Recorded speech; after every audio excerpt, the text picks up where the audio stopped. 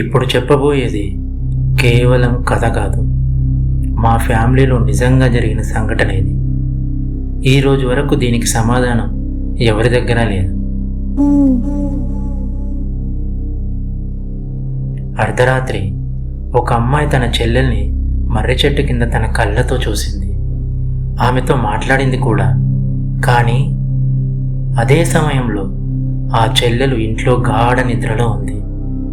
మరి మర్రి చెట్టు కింద నిలబడి మాట్లాడింది ఎవరు? వీడియో చివరి వరకు చూడండి ఫ్రెండ్స్, మీకే అర్థమవుతుంది. Hello friends, welcome to my channel Telugu mystery universe.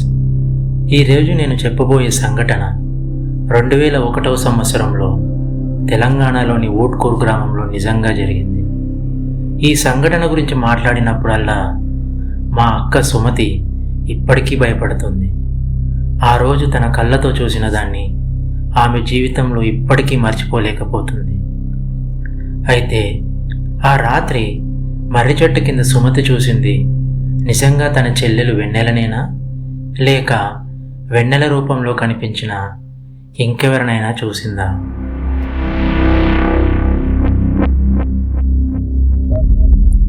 అది 2001వ సంవత్సరం ఊట్కూరు గ్రామం. ఆ రోజుల్లో తెలంగాణలోని చాలా గ్రామాలు ఇప్పటిలా ఉండేవి కాదు. రాత్రి సమయం 9 దాటగానే గ్రామంలో అందరూ పడుకునేవారు. ఆ ఊట్కూరు గ్రామ వాతావరణం వింతగా, ఏదో తెలియని రహస్యాన్ని దాచుకున్నట్టుగా అనిపించేది. ఆ ఊరిలో కనీసం టాయిలెట్లు కూడా ఉండేవి కాదు. రాత్రిపూట టాయిలెట్కి వెళ్ళాల్సి వస్తే ఇంటి బయటకు పొలాల వైపు వెళ్ళాల్సిందే. అలాంటి రోజుల్లో మా పిన్ని శ్యామల తన 2 కూతుళ్ళు సుమతి మరియు వెన్నెలతో కలిసి బంధువుల పెళ్లి కోసం ఊట్కూరు గ్రామానికి వెళ్ళింది. పెళ్లి తెల్లవారుజామున ఉండడంతో వాళ్ళు ఒకరోజు ముందే ఆ గ్రామానికి చేరుకొని బంధువుల ఇంట్లో ఉన్నారు. సాయంత్రం వరకు అందరూ నవ్వుతూ మాట్లాడుతూ పెళ్లి పనుల్లో బిజీగా ఉన్నారు. కానీ ఎవరూ ఊహించలేదు ఆ రాత్రి వాళ్ళ జీవితంలో ఎప్పటికీ మర్చిపోలేని సంఘటన జరగబోతుందని.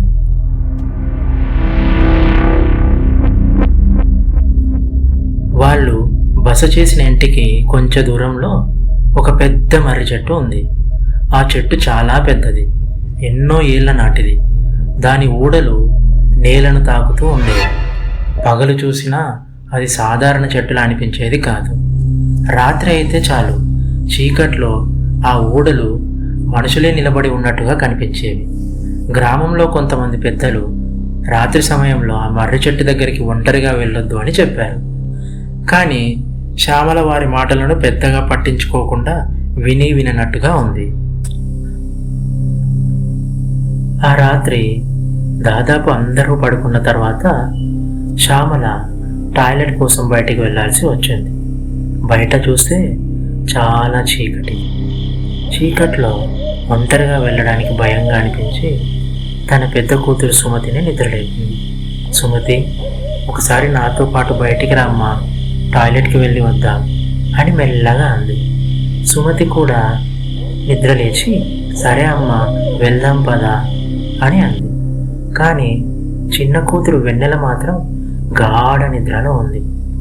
ఆమెను లేపకుండా తల్లి కూతురు ఇద్దరూ చేతిలో చిన్న టార్చ్ లైట్ పట్టుకొని ఇంటి బయటకు మెల్లగా నడుచుకుంటూ వెళ్ళారు. ఆ సమయంలో ఆకాశంలో చంద్రుడు ఉన్నా కూడా మేఘాలు చంద్రుని వెలుతురుని పూర్తిగా కప్పేశాయి. టార్చ్ లైట్ వెలుతురు పడిన చోట తప్ప మిగిలిన ప్రదేశం అంతా కూడా చీకటిగానే కనిపిస్తుంది. దూరంగా ఎక్కడో గుడ్లగూబలు అరుస్తున్నాయి. మధ్యలో చెట్ల ఆకులు ఒకదాన్నొకటి రాసుకుంటూ వింత శబ్దం చేస్తున్నాయి. ఆ శబ్దాలు విన్నప్పుడల్లా సుమతి భయంతో వెనక్కి తిరిగి చూస్తుంది. శ్యామల మాత్రం ఏం లేదులే సుమతి, త్వరగా వెళ్ళి వచ్చేద్దాం పదా అని ధైర్యం చెప్పింది. ఇద్దరు కూడా తమ పని ముగించుకొని మళ్ళీ ఇంటి వైపు నడవడం మొదలుపెట్టారు. కేవలం కొన్ని అడుగులు మాత్రమే వేశారు. అప్పుడే సుమతి ఒక్కసారిగా ఆగిపోయింది. ఆమె చూపు మర్రి చెట్టు వైపు వెళ్ళింది. శ్యామల కూడా సుమతి ఎందుకు ఆగిపోయిందో అర్థం కాక, ఏమైంది, ఆగిపోయావు అని అడిగింది. కానీ సుమతి మాత్రం సమాధానం చెప్పకుండా ఆ మర్రి చెట్టు వైపే చూస్తూ చిన్నగా నవ్వుతోంది. మెల్లగా ఆమె నోటి నుండి ఒక్క మాట వచ్చింది. అమ్మా, వెన్నెల ఇక్కడే ఉందమ్మా, చూడు అని అనింది. సుమతి నోటి నుంచి వెన్నెల అనే మాట రాగానే శ్యామల కూడా వెంటనే మర్రి చెట్టు వైపు చూసింది. కానీ అక్కడ శ్యామలకు ఎవరూ కనిపించలేరు. చీకట్లో గాలికి ఊగుతున్న మర్రి చెట్టు ఊడలు, నేల మీద పడిన వాటి నీడలు తప్ప శ్యామలకి ఇంకేమీ కనిపించలేదు. ఏమైంది సుమతి అని శ్యామల మెల్లగా అడిగింది. సుమతి మాత్రం శ్యామల మాటలు విని విననట్టుగా మెల్లగా మర్రి చెట్టు వైపు నడవసాగింది. ఆమె కళ్ళలో కొంచెం భయం కూడా లేదు. తనకు బాగా తెలిసిన మనిషిని చూస్తున్న ఆనందం మాత్రమే కనిపించింది. అప్పుడే సుమతి నవ్వుతూ, అమ్మా, అదిగో వెన్నెల అక్కడే ఉంది అని అనగానే శ్యామల ఒక్కసారిగా ఆశ్చర్యపోయి, ఏంటి, వెన్నెల ఉందా అక్కడ అని అడిగింది. అవునమ్మా, అదిగో మన వెన్నెల చెట్టు దగ్గరే నిలబడి ఉంది అని అనగానే శ్యామల గుండె ఒక్కసారిగా బలంగా కొట్టుకుంది. ఎందుకంటే వెన్నెలను తానే ఇంట్లో పడుకోబెట్టి వచ్చింది.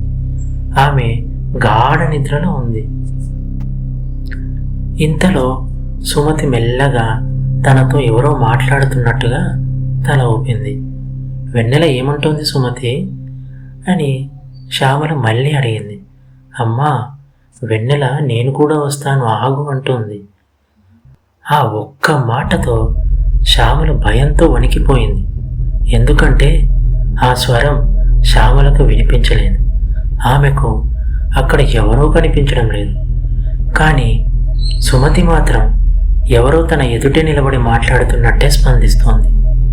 సుమతి, అక్కడెవరూ లేరు, వెంటనే ఇంటికి పదా అని శ్యామల గట్టిగా అంది. కానీ సుమతి మాత్రం, లేదమ్మా, వెన్నెల వస్తానంటోంది, తన కోసం ఆగాలి అని చెప్పింది. ఆ మాట విన్న తర్వాత శ్యామలకు ఇది సాధారణ విషయం కాదని అర్థమైంది. ఆమె మరోసారి చుట్టూ చూసింది. చుట్టూ ఎవరూ లేరు. వెంటనే గాలి ఒక్కసారిగా బలంగా వీచింది. మర్రి చెట్టు ఊడలు ఒకదానికొకటి తాకుతూ వింతగా శబ్దం చేస్తున్నాయి. దూరంగా కుక్కలు గట్టిగా మరుగుతున్నాయి. ఆ నిశ్శబ్దంలో ఆ కుక్కల శబ్దం ఇంకా భయంకరంగా అనిపించింది. శ్యామల ఒక్క క్షణం కూడా ఆలస్యం చేయలేదు. సుమతి చేయిని గట్టిగా పట్టుకుంది. పద, వెళ్దామని బలంగా లాగింది. కానీ సుమతి మాత్రం వెనక్కి తిరిగి ఎవరో ఉన్నట్టుగానే చూస్తూనే ఉంది.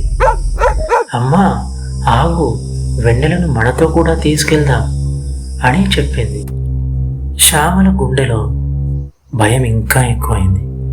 వెన్నెల ఇంట్లోనే ఉంది, ఇక్కడ ఎవరూ లేరు అని గట్టిగా చెప్పి సుమతిని లాక్కుంటూ వేగంగా ఇంటివైపు నడిచింది.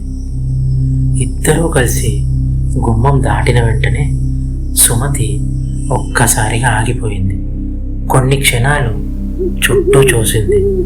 ఆ తర్వాత ఆశ్చర్యంగా, ఎందుకమ్మా నన్ను ఇలా లాక్కొస్తున్నావు అని అడిగింది.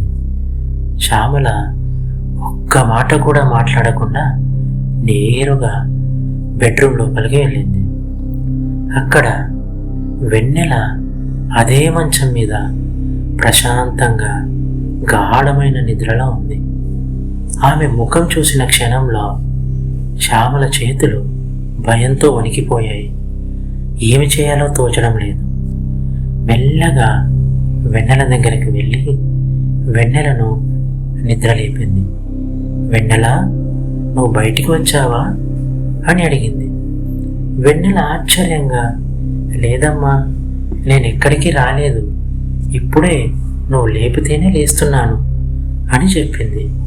ఆ సమాధానం విన్న తర్వాత శ్యామలకు మాటలు రాలేదు. అప్పుడే సుమతి కూడా లోపలికి వచ్చి వెన్నెలను ఒక్కసారిగా చూసి ఆశ్చర్యపోయింది. అమ్మా, వెన్నెల ఇక్కడే ఉంది కదా, అయితే మరి మర్రి చెట్టు దగ్గర నాతో మాట్లాడింది ఎవరు? ఆ ప్రశ్నకు ఆ ఇంట్లో ఉన్న ఎవరి దగ్గర సమాధానం లేదు. ఆ రాత్రంతా కూడా శ్యామలకు నిద్ర పట్టలేదు. సుమతి కూడా పదే పదే నేను చూసింది వెన్నెలనే అమ్మా, అదే ముఖం, అదే గొంతు, నన్ను చూసి నవ్వింది కూడా అని చెబుతూనే ఉంది. మరుసటి రోజు ఉదయం సుమతికి తీవ్రమైన జ్వరం వచ్చింది. ఆమె భయంతో వణికిపోతుంది. జ్వరంలో కూడా ఆమె ఒకే మాట చెప్తుంది, అమ్మా, నేను చూసింది నిజంగా వెన్నెలనే అమ్మా అని. ఈ సంఘటన జరిగి ఇప్పటికీ చాలా సంవత్సరాలు గడిచిపోయాయి. కానీ శ్యామల, సుమతి ఇద్దరూ కూడా ఆ రాత్రి జరిగినది తమ జీవితంలో ఎప్పటికీ మరచిపోలేని సంఘటన అని చెబుతుంటారు. కొన్ని గ్రామాల్లో పెద్దలు ఇప్పటికీ కొన్ని విషయాలు నమ్ముతుంటారు. రాత్రి వేళల్లో పాత మర్రి చెట్ల దగ్గర మనకు అత్యంత దగ్గర వాళ్ళ రూపంలో మనకు తెలియని కొన్ని శక్తులు కనిపిస్తాయని. ఆ నమ్మకం నిజమో కాదో తెలియదు. కానీ 2001వ సంవత్సరంలో ఊట్కూర్ గ్రామంలో మా కుటుంబానికి జరిగిన ఈ సంఘటన మాత్రం ఇప్పటికీ ఒక తీరని మిస్టరీగానే మిగిలిపోయింది. మరి ఆ రాత్రి సుమతిని పిలిచింది నిజంగా వెన్నెలేనా, లేక వెన్నెల రూపంలో కనిపించిన మరేదైనా శక్తి? దానికి సమాధానం మీరే చెప్పాలి ఫ్రెండ్స్. ఈ సంఘటన మీకు నచ్చితే మీ అభిప్రాయాన్ని కామెంట్స్లో తప్పకుండా తెలియజేయండి. ఇలాంటి మరెన్నో నిజ జీవిత మిస్టరీ కథల కోసం తెలుగు మిస్టరీ యూనివర్స్ ఛానల్ని సబ్స్క్రైబ్ చేయండి.